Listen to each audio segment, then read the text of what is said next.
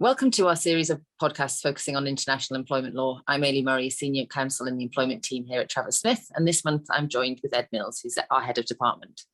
And in these podcasts, we're speaking to friends from law firms in a variety of jurisdictions and asking them about the key employment law issues and things to think about when employing staff in their country. For each jurisdiction, we're doing 3 short podcasts, the first covering the start of employment, the second covering the end of employment, and the final one covering other key employment law aspects for their jurisdiction. Yeah, and today, thanks Ailey, we're delighted to be joined by Foulques de Rostolan from Gide Loyrette Nouel in France. Gide is a leading independent French international law firm, and in lots of respects has a very similar model and practice areas to Travers Smith. It's a firm we know very well, both within our employment team and more generally. So delighted to welcome Foulques today. Thank you, Ed. Thank you, Ailey, and thank you for inviting me. Right. So in our first podcast, we're going to cover the things to think about at the start of employment. And so, Foulques, we'll kick this off with asking you, what are the key things that we need to be thinking about from an employment law perspective when advertising vacancies in France? Well, maybe one of the first things to think of is using French. We have a law in French protecting the use of French in every aspect of professional life. That includes in case of job advertising. So job offers, job advertisements should be written in French. It can be in dual language actually, but it should be with one version in French. Then more importantly, maybe job advertisements, of course, cannot include any discriminatory criteria. There are no less than 24 discrimination criteria in the French Labor Code, some of which are more or less universal, I guess, like sex or origin, nationality, ethnics, religion, and some of which are probably more original, like genetic characteristics or the ability to speak another language than French, which is one of the discrimination criteria, and still related to this law protecting the use of French in professional life. So basically, this is the main rules that an employer should keep in mind when advertising jobs. And two quick questions then, Foulques. One that sort of flows directly from the discrimination points, and that's around, I understand it, there's new law that's in the process of coming into force about regional accents and discrimination, particularly this perception that there's discrimination against people maybe from sort of southern France, particularly in the southwest. And the follow-on question is the points you raise, I suppose, are sort of application of discriminatory criteria in the recruitment process. Presumably those points apply also in interviews and the types of questions that you should or should not ask people when you're interviewing them.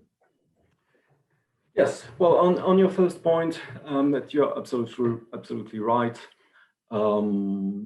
People should not be discriminated based on the place where they reside, have their domicile in France. So that could be the south of France. Also, I think what the legislator had in mind when proposing this bill was, avoiding discrimination towards people living in the suburbs of the big cities, and notably suburbs around Paris. So that's indeed one of the criterion that are protected, so to speak. Then, as an exception, and this comes from the EU directive, a genuine and determining occupational requirement can justify a discriminatory criterion in a job advertisement. For example, if you need a man to shoot an ad for men's clothes or if you need a woman to shoot an ad for an eyeliner or a woman eyeliner, then of course this can be specified in the job advertisement. But that should be really necessary and proportionate to your needs as an employer. So a typical example, maybe if we have time, is about 10 years ago, there was a famous cosmetic brands searching applicants to present skincare products to clients in a shopping mall. And the company had specified in the job advertisement that they needed BBR applicants, meaning bleu, blanc, rouge, blue, white, and red, the colors of the French flag. And this was supposed actually to mean white people, which is a bit stupid, by the way, because many French citizens are not white people. But anyway, of course, this was seen as discriminatory, but because actually the products were not specifically directed to white clients. There were skincare products, but actually skincare products for anyone. And so this was viewed as discriminatory. But if they had been searching for people to present skincare products specifically designed for Black people, for example, then of course, yes, they could have specified in the job advertisement that they needed Black people to present these products. So that's a typical example of how it works in France, and I believe probably in other EU jurisdictions. Then coming to your second question, on what type of questions can be asked to an applicant for a job. The French Labour Code is quite strict in this respect. It provides that only questions that are related to the job being offered can be asked to an applicant. So these are only the questions that are necessary to assess the applicant's adaptation to the job. Other questions are simply prohibited, including such questions such as, where were you born? Where were you raised? Are you married? Do you have children? Or do you plan to have children? These are questions that an employer cannot ask to an applicant for a job. That makes sense. And I suppose a related point then is kind of background screening and checks. We do often see employers in the UK want to do them. Does that kind of restriction on asking questions only relating to the job, does that kind of correspond to background screening and checks for employees? Are they kind of usual or permitted in France? Well, as part of a job interview, it is possible, of course, to ask an employee what degrees he has passed or what diplomas they have and what was their career prior to applying for this job. This will be probably just a confirmation of what's on the employee's or the applicant's, resume. And then background checks are allowed, but it's not usual practice in France. Difficult to say why, actually, but many employers do not carry out any background check, even on degrees and diplomas. They could request copies, for example, but most of the time they do not. But it is possible. But again, provided, however, it's necessary to assess the applicant's fitness for the job. So, for example, an employer running a gym could ask a sports coach to pass a drug test. I don't have any precedent in mind, but I believe that would be possible. By the way, to a certain extent, background tests are made by the authorities, at least for certain jobs, for example, for security agents, whether in a building or an airport or whatever, in order to have such job, you need a specific authorization from the administration.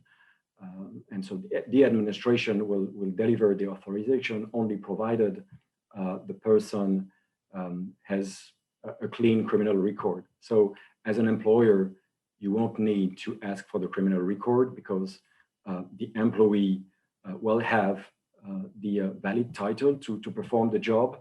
And this title assumes that actually he has a clean criminal record. That makes sense. And I think it's not too dissimilar in the UK. So it's kind of background checks where they're kind of relevant to the role is the usual practice. Just moving on to that, the next thing that we often see is about employers when they're considering recruiting employees from a competitor. And that obviously can give rise to some issues. Do you see that as a common occurrence in France? And does recruiting from a competitor give rise to any issues? Yeah, it does. Well, first, in principle, labor market is a free and open market, so it's allowed to hire an employee from a competitor or to poach an employee. But there are limitations. First, employees may be bound by non-compete or non-solicitation of clientele covenants with strict requirements in order to be valid under French law, but still it is possible to include this type of covenants in an employee's employment contract, and therefore when recruiting an employee, an employer should ask and check whether the applicant is bound by such non-compete covenant or not. And then second, more generally, planned destabilizations of a competitor is prohibited under French law. So if an employer would hire many employees or a whole team from a competitor, there could be an issue in this respect, but it all depends on their circumstances. And there must be a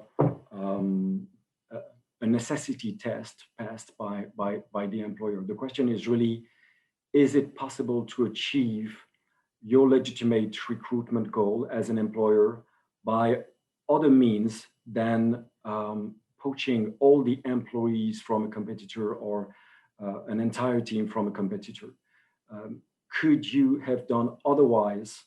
And was it possible for you to develop your business while not destabilizing your competitors? So that's really a case-by-case assessment, and that gives rise to some court actions and litigations in France.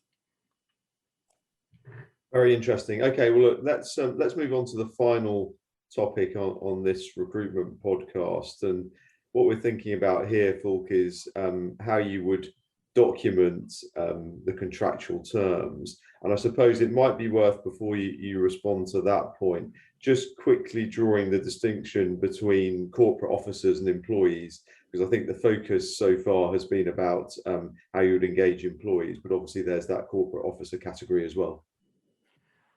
Yes, that's absolutely right.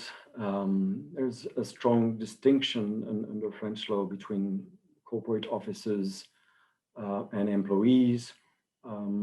Corporate officers are the legal representatives of the company, and their rights and obligations are regulated by the French Commercial Code, whereas employees employees' rights and obligations are regulated by the French Labor Code, which is much stricter, actually.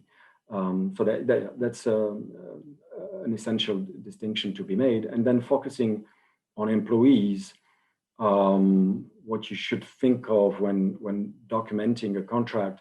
Well, the first question, of course, is whether the contract will be indefinite term or fixed term.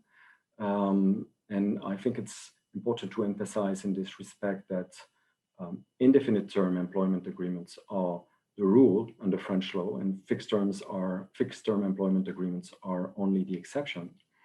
And you need a specific cause or ground to hire someone under a fixed term contract, like replacing an absent employee, or in case of temporary increase of business, you can hire a fixed term employee, but otherwise the contract should be indefinite term. So that's the first important thing to think of. Then also a question that any employer should ask prior to hiring employees is, am I in the scope of a sector collective bargaining agreement? Which is the case actually of most employers in France. And if the answer is indeed yes, then the employer should refer to this sector collective bargaining agreement, notably to take a look at the classification grid. Every collective bargaining agreement provides for a classification grid of all employees, and as an employer, you need to determine what classification corresponds to the employee you are hiring, and this will have to be documented in the employment contract. That will have consequences on several topics, like the length of trial period or notice period, or sick leave payments, etc. So that's an important thing to think of. And then finally, the contract should be in French. It must be written in French. Coming back to my first comment on the protection of French law, employment contracts can be drafted in dual language, but there must be a French version, and the job position must be indicated in French. And if there is no French equivalent for the title of the position, the job position, then there should be an explanation in French in the contracts, what the job means, corresponds. Excellent, thanks, Foulques. So I think that that probably completes our quick run through the start of employment, and please do join us in the next podcast where we'll be covering the end of employment.